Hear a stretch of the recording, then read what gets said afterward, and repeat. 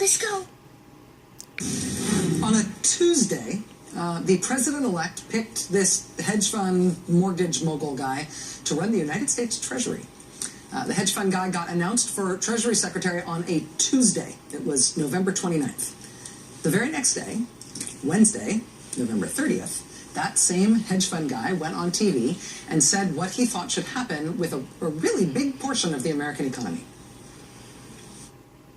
Would you move to change Fannie and Freddie at this point? Would you move to have these privatized? Absolutely. We got to get Fannie and Freddie out of government ownership. It makes no sense that these are owned by the government and have been controlled by the government for as long as they have.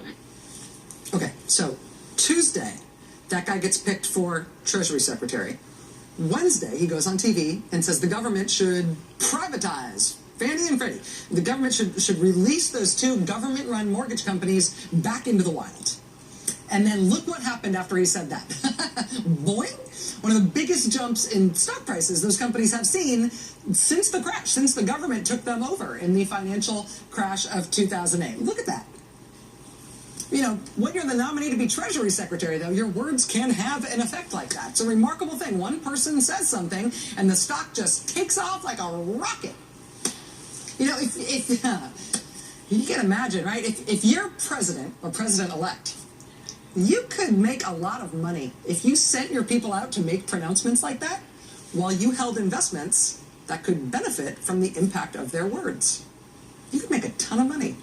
You see where this is going? Because we don't have the president-elect's tax returns, but he did file a financial disclosure while he was running for president. In that disclosure, he said he had between $3 million and $15 million invested in a hedge fund that has bet heavily on the expected privatization of Fannie and Freddie, on the expected privatization of those two companies whose stock just took a giant leap.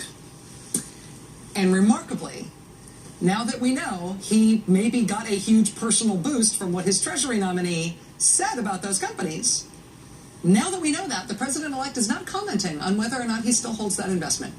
The New York Times asked the transition about it. The spokesman just said in response, quote, "We're not sharing any additional information at this time."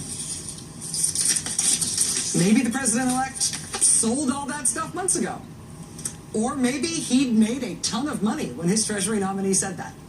Maybe we are in a situation where the president-elect's appointee is making announcements, proclamations that are massively boosting the president-elect's personal financial portfolio.